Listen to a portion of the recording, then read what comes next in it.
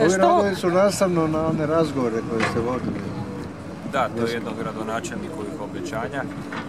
Ovo će biti fantastičan projekt za Sesvete i Kraljevec jer ćemo dobiti izlaz na autocestu Zagreb-Lipovac i puno ćemo bliže biti i IKEA, a i što smo čuli od predsjednika gradske četvrti, najavljeni su neke investicije pa će biti i novog zapošljavanja. Dakle, ovaj je teren jako dobar, pogodan, sva infrastruktura je ovdje i izmještanje naplatnih kućica na Ježevo.